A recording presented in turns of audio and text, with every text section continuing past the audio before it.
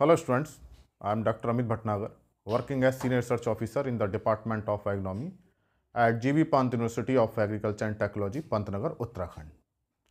आज हम कुछ डिस्कस करेंगे objective questions based on weed control methods. So generally questions are asked which method is used for which purpose और what are the advantage of this method. तो इस तरह के कुछ क्वेश्चंस रहते हैं एग्जामिनेशंस में, तो उसका क्लियरिटी हमको होना चाहिए। तो हमको सारे मेथड्स पता होने चाहिए, उनकी एक एक एडवांटेज पता होना चाहिए और कैसे वर्क करते हैं उसके बारे में हमको नॉलेज होनी चाहिए। तो जो प्रिवेंटिव मेथड्स हैं, कल्चरल मेथड्स हैं, क्यूरेटिव मेथड्स हैं, जिसमें कि फिजिकल मेथड्स हैं या मैकेनिकल हैं, केमिकल हैं और बायोलॉजिकल मेथड्स हैं, सबका जो है वीडियो मैंने अपलोड कर रखे हैं। आप उन वीडियोज़ को देखेंगे तो आपको सारे वीट कंट्रोल मेथड्स के बारे में इंफॉर्मेशन मिल जाएगी। तो जब ये वीट कंट्रोल मेथड्स हमको क्लियर रहते हैं तो हमको क्वेश्चन करने में ईजी रहते हैं, और अगर क्वेश्चन को डायरेक्टली या इनडायरेक्टली पूछ लिया जाए या कंसेप्ट बेस्ड पूछ लिया जाए तो हमारे लिए आसानी रहती है।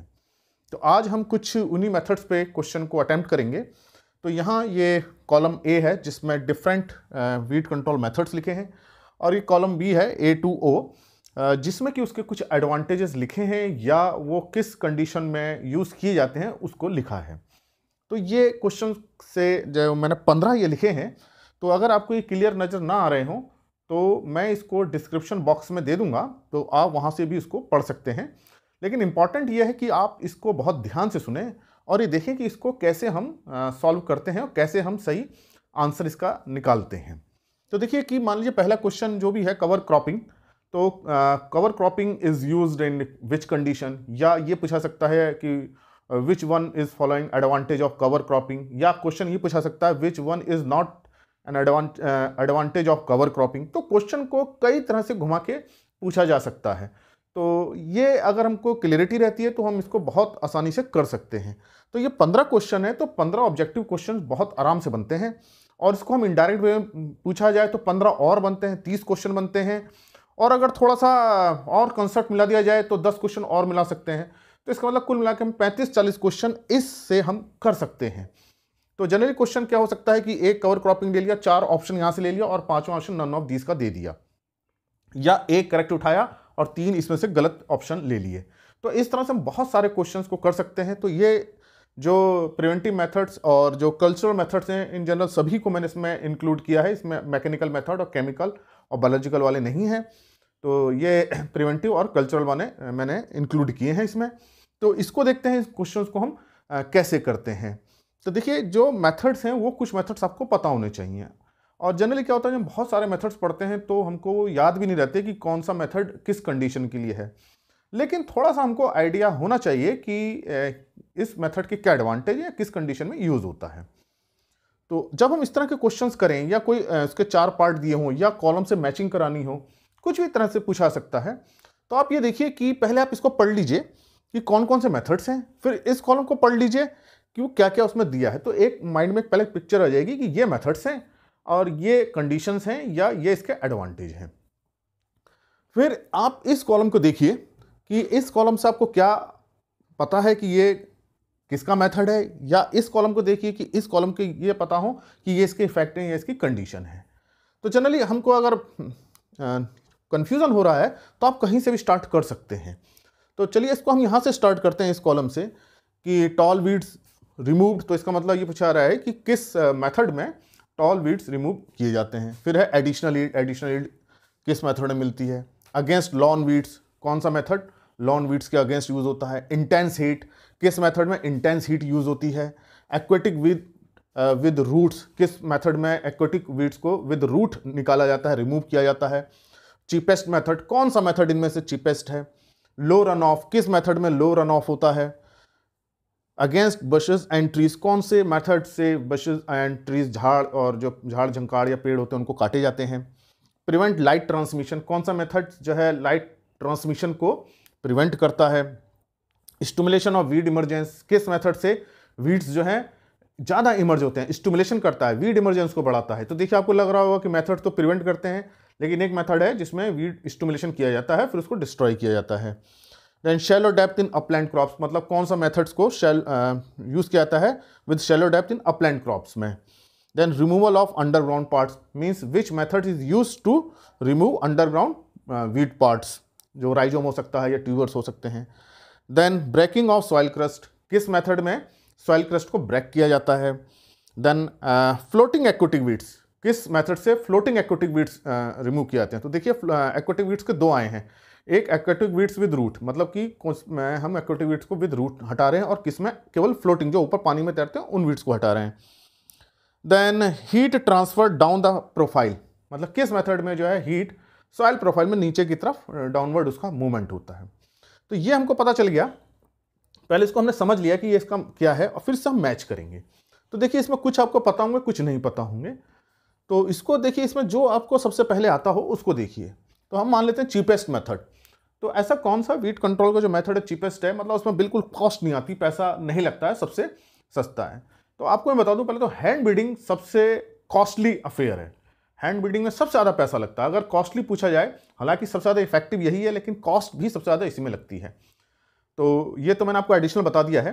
चीपेस्ट मेथड क्या हुआ, जिसमें बिल्कुल भी कुछ काम ना करना पड़े, कोई मशीन न चलाने पड़े, कोई भी फिजिकल वर्क ना हो। तो वो क्या है, सिंपली क्या होता है, जब ग्रास ड्राई होती है उसमें आग लगा दी जाती है, बर्निंग। तो बर्निंग जो है चीपेस्ट मेथड है। हालांकि इसके एनवायरमेंटल लॉस होते हैं, तो जनरली फार्मर क्या करते हैं, क्रॉप हार्वेस्ट के बाद रेजिड्यू में आग लगाते हैं, जिससे वीड्स भी जल जाते हैं। तो ये आपका चीपेस्ट मेथड किस में जाएगा, जो इस यहाँ पे बर्निंग का होगा। तो यहाँ जो आ गया एफ मेथड आ जाएगा। तो ये आपका क्लियर हो गया। अब आप थोड़ा सा और सोचिए कि किस मेथड, कोई भी हमने ले लिया, मान लीजिए रिमूवल ऑफ अंडरग्राउंड पार्ट्स। तो किस पार्ट में से अंडरग्राउंड पार्ट रिमूव किए जाते हैं किस मेथड में। तो देखिए अंडरग्राउंड पार्ट राइजोम है या ट्यूबर से नीचे रहते हैं, तो हमें क्या करना पड़ेगा, गहरा खोदना पड़ेगा। तो ऐसा जो मेथड जो गहरी खुदाई करे, तो उसमें कौन सा मेथड है, इसमें देखिए डिगिंग है। डिगिंग में जो है कुदाल से या खुरपी से थोड़ी गहरी खुदाई की जाती है, ताकि 10-15 सेंटीमीटर नीचे तक, ताकि जो उसके नीचे ट्यूबर्स हैं वो निकाले जा सकें, या जो उसका वेजिटेटिव प्रोपोगेशन मटेरियल है उसको हम रिमूव कर दें। तो ये जो है रिमूवल ऑफ अंडरग्राउंड पार्ट्स किस में हो जाएगा, डिगिंग में। इसमें ऑप्शन हो जाएगा डिगिंग। फिर चलिए इसका नेक्स्ट लेते हैं, ब्रेकिंग ऑफ सॉइल क्रस्ट। किस में जो है सॉइल क्रस्ट ब्रेक की जाती है। तो देखिए सॉइल क्रस्ट को ब्रेक कर रहे हैं, तो इसका मतलब कोई टिलेज ऑपरेशन हो रहा है। तो इसमें देखिए कोई टिलेज अगर वर्ड नजर आ रहा है तो वो हमारा ऑप्शन हो जाएगा। तो ये क्या हो जाएगा, ब्लाइंड टिलेज। तो blind tillage M option. Blind tillage कब करते हैं, जब सॉइल क्रस्ट फॉर्मेशन हो जाता है, तो उसमें शैलो ऑपरेशन करते हैं, होइंग करके या खुरपी से उसकी क्रस्ट को तोड़ दिया जाता है, ताकि उसकी जो क्रॉप को इमर्ज होने में आसानी हो, और जो वीड इमर्ज कर जाते हैं वो भी उससे डिस्ट्रॉय हो जाते हैं। फिर देख लेते हैं चलिए एडिशनल यील्ड, कि ये एडिशनल यील्ड किस मेथड में मिलती है। तो देखिए जितने वीड कंट्रोल मेथड्स हैं उससे तो यील्ड बढ़ती है, लेकिन कौन सा ऐसा मेथड से एडिशनल यील्ड मिले, ज़्यादा यील्ड मिल जाए, मतलब उस क्रॉप के अलावा दूसरे कहीं से यील्ड मिले, तो वो क्या होगी। देखिए इंटरक्रॉपिंग करते हैं तभी एडिशनल यील्ड मिलती है, या उसको हम बोनस यील्ड बोल सकते हैं। तो यहाँ देखिए इंटरक्रॉपिंग वाला कोई ऑप्शन नहीं है, लेकिन इंटरक्रॉपिंग जब हम करते हैं with objective to reduce weed, then it is called live mulching. एक होती है डेड मल्चिंग। डेड मल्च में क्या होता है, क्रॉप रेजिड्यू को रोज के बीच में डाल देते हैं। एक होती है कवर क्रॉपिंग, उसमें क्रॉप को ग्रो किया जाता है, लेकिन उसके दो क्रॉप्स के बीच में ग्रो किया जाता है, दो मेन सीजन के बीच में, ताकि सॉइल जो है कंजर्व रहे। लाइव मल्च में क्या करते हैं, मेन क्रॉप के साथ इंटर रो में क्रॉप को ग्रो करते हैं, तो इसको बोलते हैं लाइव मल्चिंग। तो ये ऑप्शन आ जाएगा जो हमारा था एडिशनल लाइव मल्चिंग का, बी ऑप्शन इसमें आ जाएगा। इसी तरह से देखिए अगेंस्ट लॉन वीड्स, तो ऐसा कौन सा मेथड है जो हम लॉन में, जो बगीचे में या लॉन होते हैं उनके वीड्स को रिमूव करने के लिए किया जाता है। तो देखिए बहुत ही एक बड़ा नाम है मोविंग, या मोबर आती है, मशीन आती है, इसे चलाते हैं यूँ करके, और घास को नीचे से बिल्कुल सरफेस के पास काटता चलता है। तो लॉन में इसी को यूज़ किया जाता है। आपने देखा होगा कि एक रोलर टाइप को घुमाने वाला रहता है और घास को काटता है, तो मोवर होता है। तो ये मेथड क्या है, मोविंग का है। तो यहाँ पे आ जाएगा सी वाला। अब देख लेते हैं एक्वेटिक वीड्स। तो देखिए एक्वेटिक वीड्स को याद रखिए, ड्रेजिंग एंड चेनिंग, दो मेथड यूज होते हैं एक्वेटिक वीड्स को। अगर एक्वेटिक वीड्स को विद रूट्स निकाल रहे हैं, उसके राइजोम के साथ निकाल रहे हैं, उसका जो नीचे मटेरियल है उसके साथ निकाल रहे हैं, तो उसको ड्रेजिंग कहते हैं। तो ये मेथड जो ई वाला है वो आएगा ड्रेजिंग में। और जो फ्लोटिंग वीड्स होते हैं, जो पानी के ऊपर तैरते रहते हैं, उसमें कहते हैं लोहे की चेन डाली जाती है, हैवी चेन्स डाली जाती हैं, वो एक्वेटिक वीड्स चेन में फंस जाते हैं, फिर चेन को खींच लिया जाता है, तो उस चेन के साथ फंस के वो निकल आते हैं, वो फ्लोटिंग एक्वेटिक वीड्स होते हैं। तो एक ऑप्शन इसमें फ्लोटिंग एक्वेटिक वीड्स वाला था, तो ये आएगा चेनिंग में। तो ये डिफरेंस है ड्रेजिंग एंड चेनिंग। तो जनरली पूछ लिया जाता है कि एक्वेटिक वीड्स के लिए कौन सा है, तो ड्रेजिंग एंड चेनिंग बोथ, दोनों एक्वेटिक वीड्स के लिए हैं। लेकिन स्पेशली अगर पूछें तो ड्रेजिंग विद रूट निकालता है और चेनिंग फ्लोटिंग वीड्स को निकालता है। तो इसी तरह से आपको थोड़ा सा आइडिया लगाना पड़ेगा, थोड़ा सा आपको क्लियर होगा थोड़ा सा मेथड, तो आप इसको ईजिली कर सकते हैं। अब देखा जाए इसमें और हम थोड़ा सा सोचते हैं कि क्या हो सकता है। तो चलिए लो रन ऑफ के बारे में सोचते हैं। लो रन ऑफ कब होगा? जब सॉइल पे कोई कवर रहेगा तभी जो है रन ऑफ चेक होगा, पानी ऊपर से बहना तभी बंद होगा जब कोई उसका फिजिकल बैरियर हो।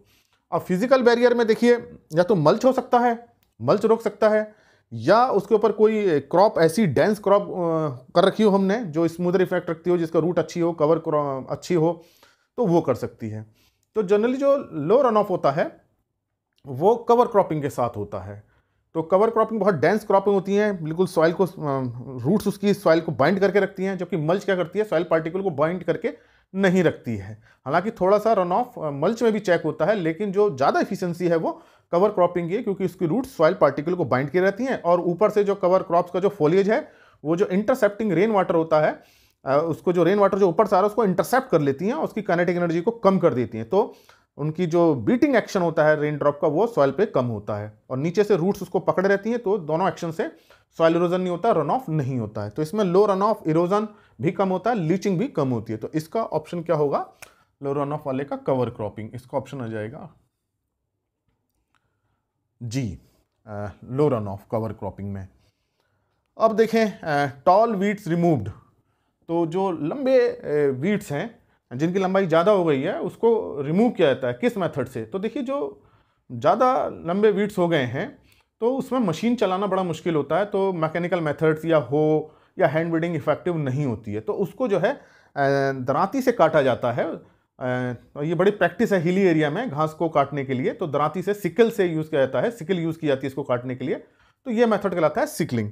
तो ये आ जाएगा सिकलिंग में, तो ये ए मेथड यहाँ आ जाएगा सिकलिंग, सिकल दरांती से काटे जाते हैं। देन इंटेंस हीट, तो किस मेथड में इंटेंस हीट यूज होती है? तो देखिए बर्निंग में भी इंटेंस हीट यूज होती है और जो फ्लेमिंग करते हैं उसमें भी जो है इंटेंस हीट यूज होती है, लेकिन बर्निंग वाला ऑप्शन क्या था, चीपेस्ट में था, तो उसमें चला गया।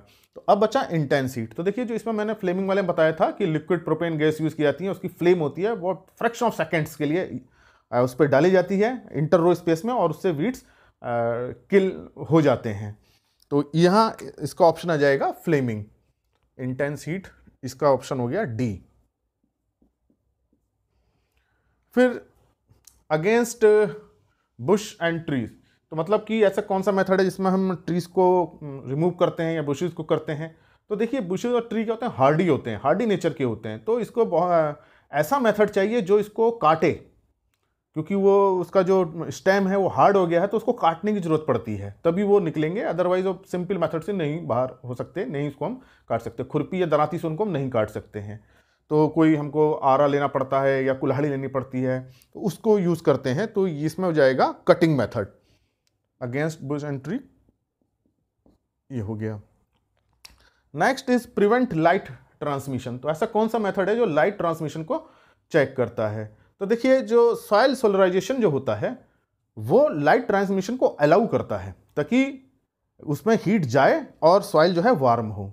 लेकिन जब हम उसके ऊपर मल्च लगा देंगे, कोई फिजिकल बैरियर लगा देंगे, जैसे मैं कोई क्रॉप रेसिड्यू लगा दिया या प्लास्टिक शीट बिछा दी ब्लैक वाली, तो लाइट को ट्रांसमिशन को चेक करेगी। तो इसका ऑब्जेक्टिव क्या होता है, इसको जो नीचे से वीड्स ग्रो कर रहे हैं वो ग्रो नहीं कर पाएंगे, उनको लाइट नहीं मिलेगी, सनलाइट नहीं मिलेगी, तो उनकी ग्रोथ नहीं होगी, फिजिकल बैरियर का काम करते हैं। तो और दूसरा गैसियस एक्सचेंज को भी चेक करते हैं। तो जो लाइट ट्रांसमिशन प्रिवेंट का जो रोल है वो मल्च में होता है, तो ये ऑप्शन आ जाएगा यहाँ मल्च में आई। Next is stimulation of weed emerge, तो ऐसा कौन सा मेथड है जो वीड्स के को बढ़ा रहा है, उसके इमरजेंस को बढ़ा रहा है? तो देखिए ये बड़ा ऐसा लग रहा है कि भाई मेथड्स तो सारे वीड कंट्रोल को चेक करते हैं, लेकिन मेथड है जो वीड जर्मिनेशन के इमरजेंस को बढ़ाता है। फिर जो वीड्स की ग्रोथ हो जाती है तो हम टिलेज करके या केमिकल डाल के उसको डिस्ट्रॉय कर देते हैं। तो ये मेथड क्या कहलाता है, स्टेल सीड बेड प्रिपरेशन। इसमें पहले पता होगा, नहीं पता है तो उसको सुनिए कि पहले फील्ड तैयार किया जाता है, उसे इरिगेट कर दिया जाता है, उसमें वीड्स को इमर्ज होने देते हैं। जब वीड्स इमर्ज हो जाते हैं तो उसमें हैरो चला के या कल्टीवेटर चला के या रोटावेटर चला के या ग्लाइफोसेट डाल के उसको डिस्ट्रॉय कर दिया जाता है। तो इसमें पहले वीड्स का स्टिमुलेशन होता है, वीड्स की ग्रोथ होती है। तो ये मेथड आ जाएगा स्टेल सीड बेड प्रिपरेशन में। Then shallow depth in upland crops. तो ऐसा कौन सा मेथड जो शैलो डेप्थ में किया जाता है और अपलैंड क्रॉप्स में जनरली? तो देखिए शैलो डेप्थ में क्या है कि कोई इसका मतलब कि कोई टिलेज वाला हम ऑपरेशन कर रहे होंगे तो उसमें हम कोई खुरपी यूज़ कर सकते हैं या होइंग यूज़ कर सकते हैं। तो ये जो मेथड है ये क्या है, हैंड होइंग का है। तो ये जो है shallow depth in upland crops की शैलो डेप्थ जो है हो से की जाती है, केवल शैलो डेप्थ करता है, डीप डेप्थ पे नहीं करता है। Then heat transfer down the soil profile. अब देखिए एक बचा है तो उसमें चला जाएगा, लेकिन फिर भी हमको क्लियर होना चाहिए। सॉइल सोल्यूशन में क्या करते हैं, पॉलिथीन शीट बिछाते हैं, ट्रांसपेरेंट बिछाते हैं ताकि लाइट ट्रांसमिट कर जाए, जबकि मल्च में डार्क बिछाते हैं। तो जब लाइट ट्रांसमिट कर जाएगी सॉइल वार्म होगी, और सॉइल जब वार्म होगी उसको पहले इरिगेट किया जाता है, सॉइल को मॉइस्ट रखा जाता है, तो हीट क्या आती है नीचे तक जाती है।